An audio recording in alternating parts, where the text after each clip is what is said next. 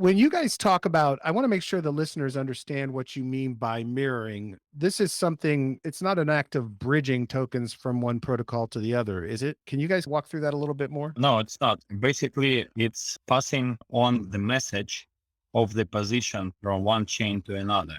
Got it. We're actively using anypol tech from multichain currently on our deployments for Ah, this tech.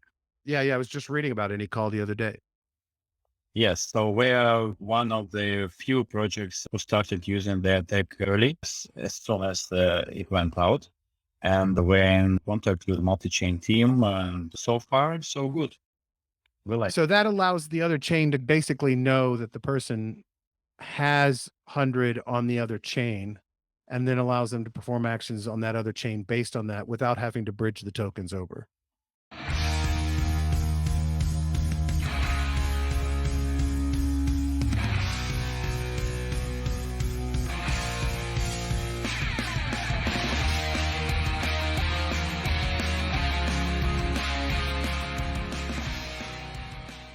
Welcome to Mission DeFi with Brad Nickel, where we explore projects in decentralized finance that are innovating and driving our mission of financial freedom forward. Thank you for listening. If you like what you hear, please subscribe, rate, and review Mission DeFi and spread the word by posting a tweet to the show. All opinions expressed by Brad Nickel or his guests are their opinions and do not reflect the opinions of Black Knox, Material Indicators, or any other affiliated organizations. You should not treat any opinion expressed by Brad Nickel or his guests as an inducement to make a particular investment, follow a particular strategy, or become involved with any project. A project being featured on the show is not an endorsement of that project in any way. This podcast is for informational purposes only. Now, here's Mission DeFi with Brad Nickel.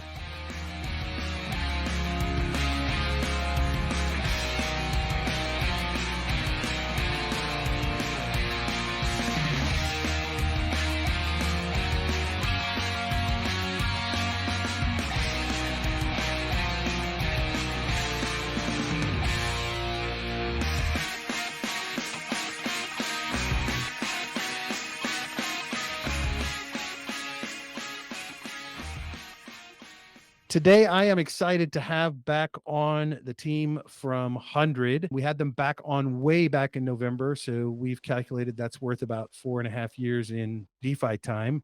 And 100 has been incredibly busy during that time. So I'm really excited to catch up with them, what they're doing, what's been going on. But first of all, we have with us TerraBellus and Acid Bird. If each of you could introduce yourselves, tell us a little bit of your background, and then we'll get into kind of what 100 is and what's been going on. So Tara, you want to go first?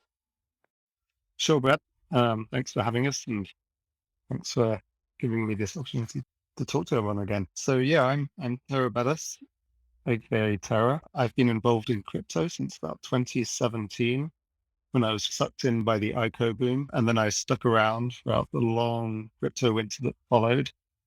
During that period, gradually becoming more nuanced in the kind of investing that I was doing. So during that time, I came to know of DeFi, became deeply embedded in the synthetics ecosystem, and through that participated in DeFi Summer and learned all about the various protocols that go into making the DeFi space so useful. That led me to meet VFAP of the famous VFAP tools and also Acid Bird.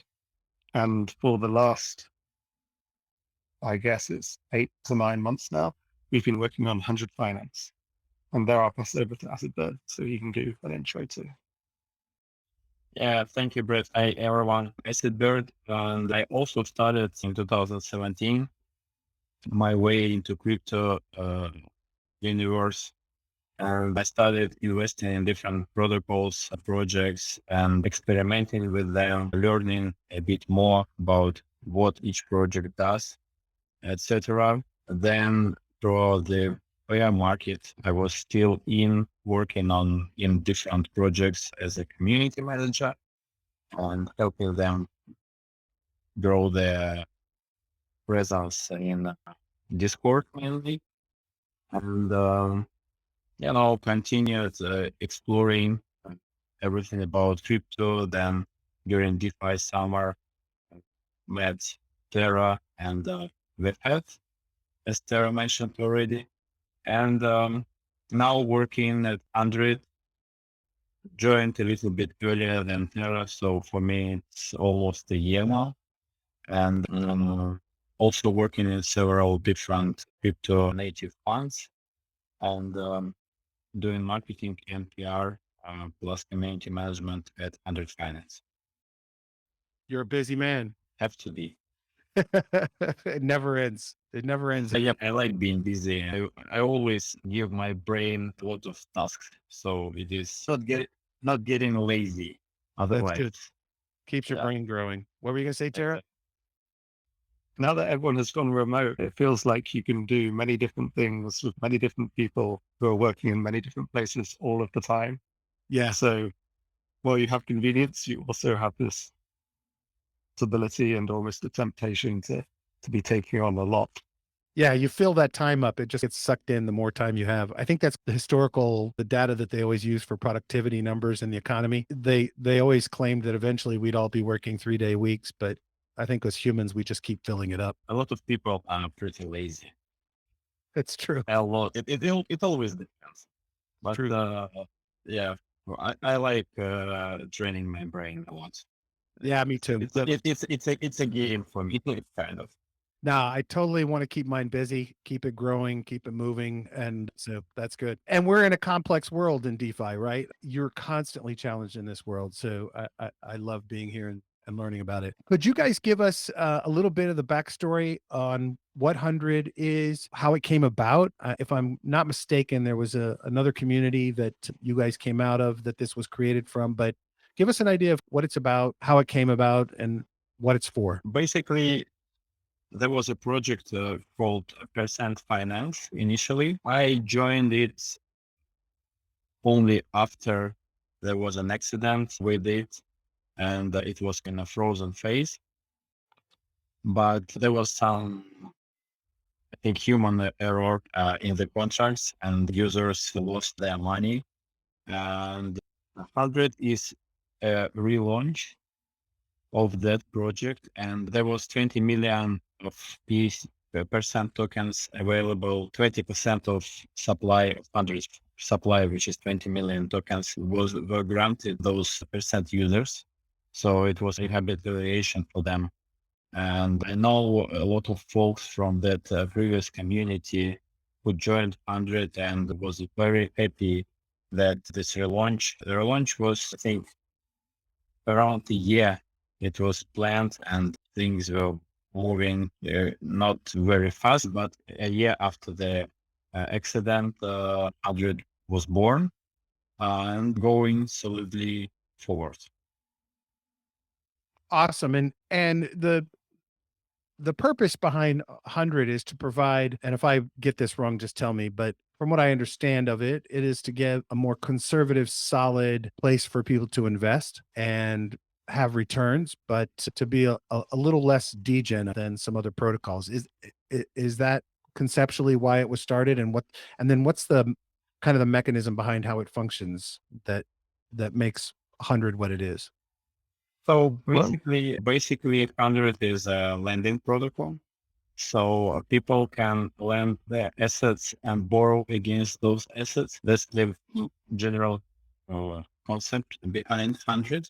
And we are targeting smaller chains first. We're normally one of sometimes the only or one of the first lending protocols on new chains. And that's kind of unique in a way what we're doing. And we're already on 7 chains, which Phantom, Lone River, Gnosis, Optimism,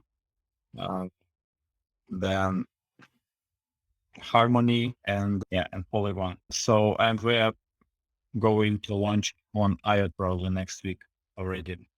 So, and another thing, we were thinking that no one built cross-chain lending yet. And that's where we're like, what we are doing right now, our developers are working on the solution to allow users, for example, to keep their funds on one chain. For example, let's say Phantom, and borrow against the position on Phantom on any other chain we are on. Already implemented this something new. What happened after our last call in November? We were talking back then about mirroring, where you can mirror your mirrored both escrow HND position from one chain to another. So this tech is live. We redeployed vouchers on our older deployments. Phantom was the last one. We just finished it 2 days ago. So now all the chains, all the deployments only have MVHND tokens, and users can mirror their position from one chain to another without and enjoy APRs and voting rights on any chains they want. We have 100 is live currently. In terms of safety and conservatism, you was mentioning in the question, yes, we are very different from any other protocols and less degen. That's true, because we're using Chainlink oracles. Only assets on our platform has to have a Chainlink price feed. If there is no the Chainlink price feed, we cannot add it. So it's a limited amount of tokens right now on our platform, but it's pretty safe. And I mean, Chainlink is a solid tech, and we're very conservative in this regard, because safety of users very important for us. That's awesome. Tara, were you going to say something as well? Or did I see that you wanted to say something as well about the overview of the product? I was going to just add that the multi-chain aspect is really the major differentiator when you compare us to other lending protocols. I guess it's because we're a smaller project, we're able to move a little bit fast. Not only that, we're also willing to integrate aspects of other projects. For example, the curve for escrow tokenomics doesn't exist in many other lending protocols, and it certainly didn't exist when we incorporated it. But that has a great benefit over other lending protocols, in that it allows our users to really participate in managing how the reward token for the protocol, how the governance token of the protocol is being distributed, so that they can serve their interests in the same way that many cryptocurrency fundamentals are built on the idea that through pursuing our own individual quests, we're increasing capital efficiency and encouraging. And what you're saying is, on that second point, that this allows participants in the protocol to determine how the resources are used. Are they able to vote on what is available to be borrowed against on the protocol, that kind of thing? The HND token, which is the reward/governance token of the protocol, is emitted to those who are staking stable coins on each of our deployments. And the way that the vote escrow HND, the mirrored vote escrow HND holders interact with the protocol is by voting on which of the stable coins on each deployment gets what proportion of the HND emissions. Not only that, through possessing those mirrored VE HND, they actually increase their own APRs for the stable coins that they're lending. So it adds a kind of tactical element. Every week there's a new epoch, and that allows for the registration of people's new votes to be taken into account. And it keeps people coming back to the protocol, improves capital efficiency, allows the protocol to serve the stable coins that are most popular on a particular chain. You guys are giving people the power to vote on how this functions and with what stable coins. Is that correct? And the rewards. Yeah. Yeah. Okay. And we do have something that kind of approximates Convex on Phantom in particular, where Liquid Driver has been essentially acquiring the HND token through users blocking it with them and them generating a wrapped version of the MVE HND token. And that allows them to offer boosted APRs to those that don't personally possess MVE HND token.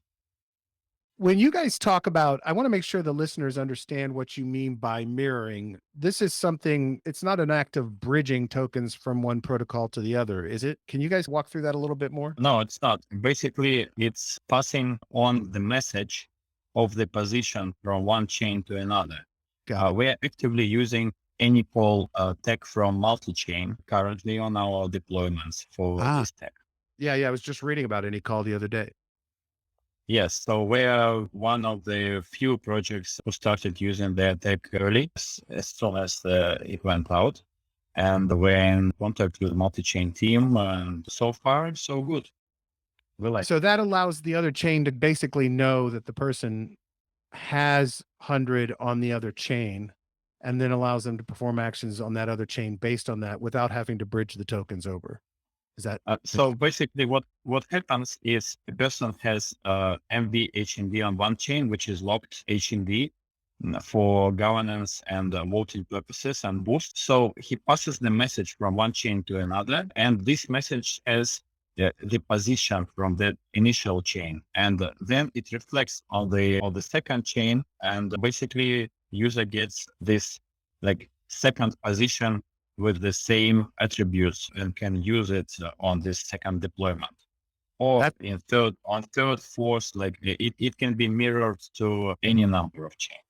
Oh, that's fantastic. So number one, it makes it more flexible. Number two, it's safer, I would assume. And number three, it opens up all kinds of possibilities for use on other chains without the typical hassles that we go through for using a token on one chain or another chain.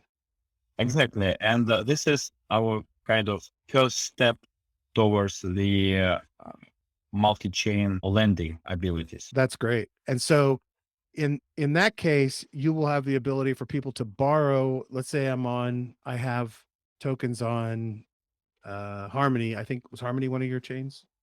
Yep. Or okay. I have tokens on Harmony, but I can utilize and borrow against them on Phantom and utilize that on another chain, on Phantom on another chain. That to me, I've not seen anybody doing anything similar to that. I would assume you guys are one of the first protocols to do anything like that.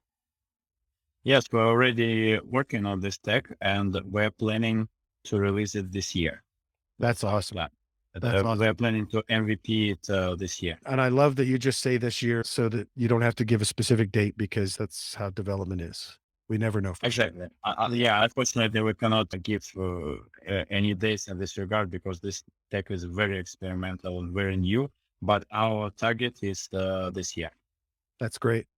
And in terms of kind of the growth of the protocol, you guys are taking this strategy, which I actually love. I love the idea of hitting and being first on chain, especially as a lending protocol on these new chains. Has that resulted in kind of the growth that you guys hoped and expected? And I would assume that you probably also have a different base of users and community members, people who are first movers, people who are early adopters. Have you guys noticed that's made a difference in that way? Let me start answering this question, and then I will pass to Terra. First, yes, there are different users on different chains, and this way the overall community kind of grows. And you are getting like people start using your product on one chain and then find out that you're available somewhere else. And very frequently they start using you and utilize the tech if they like it on other deployments as well. And when we, for example, kickstart on a new chain, we're making a co-op, like, a launch co-op for the users, for the first users to use the new deployment. And it's pretty cool that on one side, we see frequent users like who have all co-ops already from all our deployments. And we have 7 co-ops right now. And a lot of new users, like new joins or joiners on Discord, and new people who are native, because then we check the wallets provided if this person did interact with our debt. And you see the other transaction, and that this guy is from Harmony, he's using it for many months, and this one is from Polygon, etc. So it's really cool. But the problem with it, and we faced it unfortunately twice with new chains like Moonriver, there was an exploit with Matter bridge and victim of the hack of the bridge, and our users lost funds. And we just closed this Meta, topping up the compensation with our own compensation plan. And another chain, we just fixed it and supported the affected users. It took quite some time and efforts. And then we launched on Gnosis, and there was an exploit on Gnosis where Agave and our protocol also got affected, and our users lost funds. And it's really this risk with the smaller chains. It is with us as well. And but hopefully we will resolve this one also. We're working closely with the Gnosis members, and we propose several different options. And it seems that we reached a consensus with the Gnosis DAO members, users, and we will be able to refund together our affected users, and hopefully we will move forward. It really, we took a big hit with these two exploits, which were not the cause, like there were no problems with our code, but with the chain and with the bridge. And since our users lost funds, where a lot of them left the platform, and it was not really cool in marketing perspective, but we're getting over that and went forward no matter what. We continued our development, and I think in the end we will be stronger. Yeah. So Terra, if you want to add, please do. I think it's worth noting that a certain responsibility does lie with 100 Finance to ensure that the chains on which we're launching are following the same standards, and the bridges that we support tokens for, bridges that are sufficiently robust to ensure that there are no issues arise there. And in the future, I think the team is heavily invested in working on ameliorate such risks that can emerge when you're jumping onto smaller chains. We're taking a more cautious approach in the future. But regarding the community in general, I think 100's been quite successful in overcoming one of the most common problems in cryptocurrency, and that's that kind of factionalism that exists. Projects are often heavily tied to the chain on which they first launch. But 100, because we're agnostic in terms of the chains that are flourishing, there's a huge number of chains launched this last 6-month period, but because we're agnostic in regards to them, nobody coming from a particular platform to our Discord or our other social channels is going to kind of feel like that they're not welcome because of where they've invested. And I think that makes us quite inclusive. Yeah, that's a fascinating perspective, actually. The fact that you're not initially married to a chain. And that's one of the things I was getting at is you've got this group of people who have come together around your protocol, but all maybe consider another chain their home. And that to me is a fascinating concept and model that you guys have just been agnostic about it. So it allows you to grow more. Look, it spreads you thin as well in terms of trying to support and help people. But at the end of the day, the protocol functions the same on all of those chains. It shouldn't be too much of a hindrance. And look, this is an interconnected world, and the dependencies in DeFi are deep for everyone. And we've seen before protocols experience losses or negative impacts to a protocol because of the code of somebody else. And it's a tough thing to mitigate. It really is very difficult to mitigate to any extent unless you're going to start spending $500,000 a pop for audits on other tools and other protocols. But obviously, you guys are learning from that, and it sucks that you have this impact from a marketing perspective, but at the end of the day, the fact that it wasn't caused by your code, I think helps mitigate that with the community as well. And I always say all the time that this is an evolutionary process. We are all going to learn from the mistakes of ourselves and others, and that's how you become stronger and better. Yeah, exactly. It's an experimental tech. Like a blockchain is a new technology, and but what doesn't kill us makes us stronger. Exactly. And yeah, so that's the spirit in 100 community and in the team. Yes, it was tough. Yes, it was unexpected. Of course, we didn't want it to happen, but we are getting through it. We are doing our best to, communicate with the projects behind it, and we're trying to find solutions. We find solutions, and we go forward. So in this regards, for sure, we will become more stronger after it, and more experienced and advanced, because of course, like Terra mentioned, we were not that strict with bridges. Yes, it will limit our ability, Now we examine bridges more thoroughly. We decide we're working currently only with multi-chain. I think it's almost everywhere. But I mean, it doesn't give you 100% insurance as well, because even big protocols suffer losses at some points, unfortunately. But like I said, what doesn't kill you makes you stronger, and that's the spirit we have, and that's how we move forward, and we can only learn from it and become better. Yeah, look, I don't think DeFi grows as well and as rapidly as it has if we don't have failures. And you guys didn't fail, but failures that impact you or failures that we all commit. And I think that's actually our superpower, right? Things like this happen in the banking system.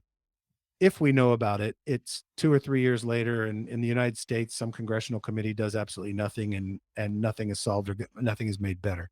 In the DeFi space, something like this happens within hours of an exploit happening. People are examining it, studying it, coming back together to figure out ways to solve it.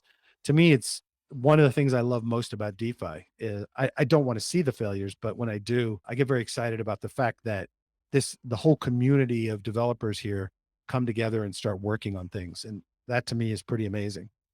Exactly. And like Gnosis chain, they just did a hard fork. As a result of this, fixed them, they found the flaw, they looked at it, and they hard forked. So the Gnosis chain became stronger as a chain, also due to this unfortunate situation. Well, there are many positive things behind it also. Do you guys think you're going to start moving into larger chains? Phantom is a fairly significant chain right now. I think they're undervalued. Polygon, yes, of course. Definitely big. Do you see in the future where 100 is moving on to Ethereum mainnet or wherever else? Move on to the Evmos chain once that's been kind of battle tested. Sure. I'm a big fan of the Cosmos ecosystem, so getting on their version of the EVM compatible chain would be awesome. That's great. That's great. And Optimism is on the hype train right now, so that's good that you guys are engaged there with their announcements the last couple of days. Yes, we are already on Optimism, and we are on Polygon as well. And for sure, we are going to launch on main at some point. Also, that's the plan. And probably other chains, bigger chains, BSC, as long as we have smaller chains, when Chainlink is there, for example, because we rely on that tech, as mentioned before, we will be looking at those smaller chains where people need services like ours, where there are no services at first, and we want to be there for them. Yeah, I love that strategy. I like coming into these smaller ones. I actually interviewed a bridge, by the way. I'm happy to introduce you to them, called Printer Financial, that's doing a lock and burn strategy for their bridge. And the first 7 chains that they're on are similar to the list that you guys listed off. And their entire approach is to grow that way, to be one of the first in, to be able to get a user base together. It also makes, I assume, partnering a little bit easier, because new protocols that are on there, existing protocols that have moved onto those chains, everyone's eager to be able to work together to supply each other with users and liquidity and revenue. So I'm assuming that also has been part of it, that you guys have been able to build out partnerships, not easily, but it makes it, I think, a little bit easier to have integrations and partnerships. Is that something you guys have been doing, is doing partnerships with other protocols in the space as you've grown into these chains? Absolutely. I'm the one who keeps track of these on the documents, and it's a full-time job just listing them. Yeah. We've been forming relationships not only with exchanges where they partner with us to provide liquidity incentives, but also technologies such as FujiDAO. I don't know if you're familiar with. They're a lending aggregator that's on Phantom. Oh, nice. No, I wasn't familiar with them. Yeah, so they're really interesting because they basically allow people to borrow assets from them, but they will ensure that the rate that they're paying in interest on those assets that they've borrowed is always as low as it possibly can be. So being on FujiDAO is a great way of drawing people to your product without them necessarily even knowing about it, because it's all happening on the back end. That's awesome. We've got a Liquid Driver on Phantom as well. We've partnered with Rome DAO to issue bonds on Moon River X token. We just partnered with them for liquidity on Optimism, not just partnered, we're doing a second round. So if people would like to provide liquidity for the HND token on Optimism, they can drop over to X token terminal and they'll receive rewards. What else? We've been building out Lendly. I imagine that hadn't been launched when we last spoke. No. Lendly is like a new implementation of the 100 Finance protocol that is designed to allow projects who wish to utilize their treasury to borrow more liquid assets without having to sell their treasury tokens. Oh, wow. So if you have a small project that has obviously a large amount of their own treasury asset, but they don't want to sell that on the open market in order to get the funds to do things like publicity and so on and so forth, what they can do is they can create a Lendly market where they deposit their treasury assets and then members of their community supply, for example, USDC in return for the donated token of that project. And then the project itself can borrow those USDC and use them how they see fit. And the idea being that through borrowing and deploying that USDC, they're going to be pushing forward the protocol, which is going to improve the value of the underlying token and thereby allow them to kind of pay off the loan through various other means. So that's the major new implementation of the 100 Finance protocol that we've embarked on. And we're hoping to push forward and we're carrying out more collaborations on that in future. We had one with VDAO, which you might be aware of, the solidly launch on, hoping for more in the future. That's a really brilliant concept, right? You've got treasuries setting on their funds. They don't necessarily want to dump the funds out, and this gives them an opportunity to utilize it without losing it. And it also gives an opportunity for their community to participate and help them be able to grow and expand, pay people, et cetera. I think that's a really cool concept. Yeah, absolutely. And we'd welcome projects to come and get in contact with us to discuss listing on Lendly. That's fantastic. What's the website for Lendly? Is there a separate website or is it on the 100 website? So it's lendly.100.finance. Oh, so it's easy to navigate to.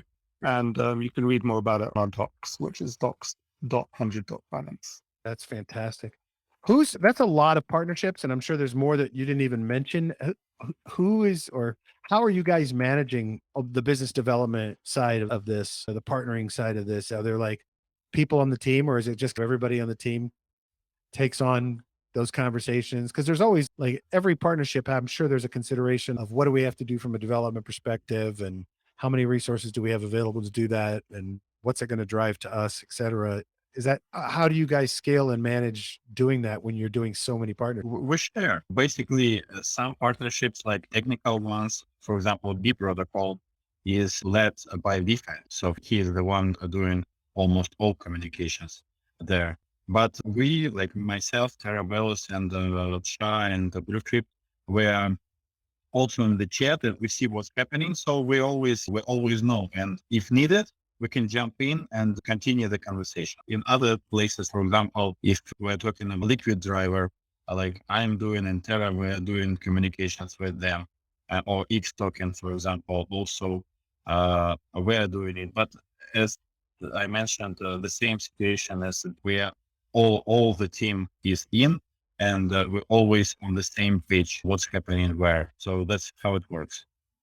That's awesome. That's great. No, to me, partnerships, integrations are the lifeblood of DeFi in terms of marketing besides community. I love seeing a project that's really actively engaged in making that happen. And you guys are, not only are you launching across 7 chains, but at the same time, you're massively scaling up partnerships and integrations. So I just wanted to know if there was a magic formula or if it's just hard work and everybody picking up whatever they can. It sounds like it's the normal one, hard work. Vifred is doing a lot of partnerships since, he is a very well-known figure in DeFi space. And some people turn to him and discuss possibilities for 100. For some projects, he asks them. But in general, yes, sometimes he does introductions and then other members join the talk and take it from there. But big heads up for Vifred, he is very engaged in 100 development, really, on all fronts. That's And great.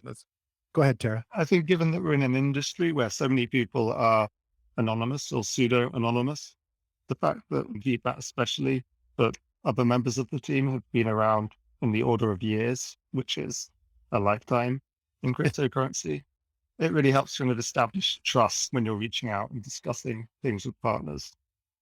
Yeah, of course. He's built a tool that every one of us have probably used at one time or another. So it immediately gives some credibility there. Plus, I'm sure he spent a lot of time getting to know people in the industry and when he was doing that. So that makes a ton of sense. Makes a ton of sense. So the last time Acid and VFAT were on, we talked about the idea that 100 is really taking an approach to development and growth that is a multi-year strategy, right? It's not this we must be the biggest within 6 months of launch approach that we see in a lot of other protocols. And I always felt like that really positioned you all well for when more and more large money, institutional money, family office money, or whatever came into the space.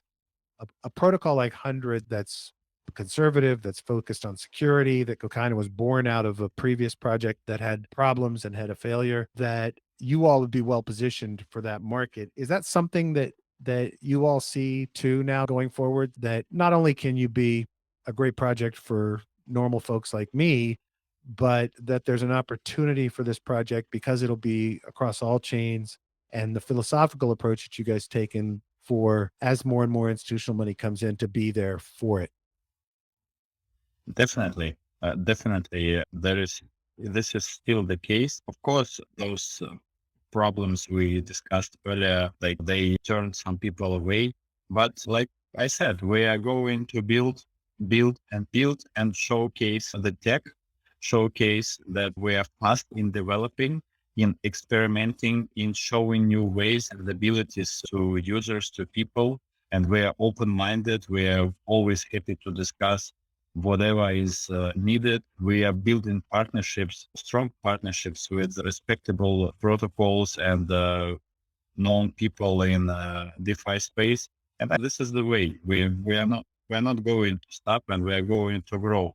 And I'm sure we will be noticed at some point by many folks who 100 is still under radar. Like, we are not spending hundreds of thousands on marketing or shields, or we're not about that. We are about genuine growth, organic growth. That's what we are looking for in terms of PR, in terms of marketing, in terms of our tech and users. So it will just take some time, but we'll be there, I'm sure. Yeah, I was thoroughly impressed last time I talked to you guys about the fact that you were determined to just build. And as things grew and as things came about, they would come about. And it wasn't a matter of rushing out the door with everything. I think that's great to hear. I think it's a good philosophy. And I think, look, I think overall the whole ecosystem is going to consolidate some, and it's a bear market coming, is whatever people think. People are being more conservative. People are drawn to projects that are more thoughtful about how they grow. And I think that bodes well for 100. So it's part of the maturing process. Yeah. Yeah. Is there anything coming in the future for 100 that we haven't talked about or that you guys want to make sure we cover before we kind of wrap up? There's the anticipation of us launching the cross-chain lending. That's already been covered. Keep on building with the tech. We're pushing out new kind of integrations very regularly. I'm sure watch this space and there'll be something new in a week or two. Sure. I think the cross-chain lending is going to be tremendous. Like that is a next step for me in my mind to this kind of automatic cross-chain future that I think most people see as possible. You guys are actually building something that actually makes that real, right? Where the end user doesn't have to worry about the chain they're on at that moment in order to make use of the protocol. And so I think that I think it's an awesome first step towards what we all see as the future of DeFi anyways. So that's great to hear. All right, go ahead, Acid. Just a couple of more thoughts. So basically, we did several rewards distributions to the HND holders back in the days. We are going to continue that, and the HND holders will benefit and will be getting in one form or another in the forthcoming month. and with the relevant snapshots, of course. And also, we have some plans in terms of those people who supported our launches and got those co-ops. I was talking about something cooking there as well. And I really hope that Lendly, our second project and the second product, will be in a bigger demand than it is right now. Like Terra explained, and I support him strongly that it's a very useful and great tool for projects and DAOs to utilize. So I hope it will get much more traction. Yeah, and cross-chain tech, of course, that was the plan from the very beginning. So it's just a matter of time. We always were meant to build it. Yeah. I definitely think Lendly has tremendous potential. I think it's just a matter of being able to leverage the partnerships you're building to make people aware of it. But definitely think with all of the funds that are sitting in treasuries right now, that Lendly has amazing potential. That's great. Yeah, sure. Is that we're in the early stages of discussion with a third party about the introduction of a novel approach to governance on 100 Finance. This is still only the early stages, but it's a means of rethinking governance in a way that kind of better marries incentives. It doesn't end up being the task of the whales. It's something that is spread more evenly across a broader range of personalities within the community. But like I say, early stages still, we're hoping to push that forward and innovate in that sector. That's a tremendous problem in the space. So if you guys crack that nut, that'll be big news. Absolutely. That's fantastic. All right, Tara, you weren't on the last time I interviewed. So Acid's already answered this question, but there's a question I ask at the end of every interview of every guest. And so it's your turn. I ask them, what person or project in the DeFi ecosystem do you have a lot of respect for? Do you think are instrumental in the future growth and success of DeFi in general, or that you just admire because you like the way they do things and the way they function in the space? This is an odd one for me because I have a confrontational relationship with. Can't wait to hear this. So I'm going to say Kane Warwick. Wow. The founder of Synthetics. I just completed an epoch on the Spartan Council, which is the 8-person team that is really the backbone of governance Synthetics. And throughout that time, I was quite combative, aggressively defending the more bureaucratic side of governance and ensuring that efficiency didn't win out over the ability of the community to participate. Wow. So yeah, I admire what he's done in building Synthetics. And also things like the fact that the Synthetics Discord remains a very open place. People can come in and assuming that they're not saying anything abhorrent, they can reliably share their, and he has thick skin, which is something I think is sometimes lacking in crypto, especially if you look at forums like Crypto Twitter, where people tend to throw the toys out the pram pretty quickly. Kane is willing to accept an insult every now and then. That's awesome. And that's strong leadership, right? Being able to take the heat and the pressure and realize that you need to hear from other people. I think that's fantastic. That's I mean, the guy has 4 mansions, but he still comes on the governance calls. It's quite impressive. That's incredible. That's incredible. Wow. And look, nobody can argue with what Synthetics has become in the space. So that's great. That's great. Best place for people to go, should they go to 100.finance and click through there to Discord, et cetera, to start participating, learning more about the protocol? I'll put the links that you shared earlier, Docs, Lendly, et cetera, in the show notes. But anything else you think people should know about engaging, interacting, or becoming involved that we haven't touched on? Yeah. Follow us on Twitter for sure. And Discord is the best place to get in touch, and follow announcements channel on Discord.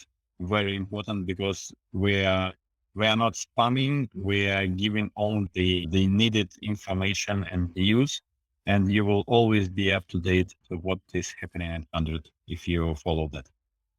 Awesome. And the Twitter handle is at 100 Finance. So that's great. That's easy.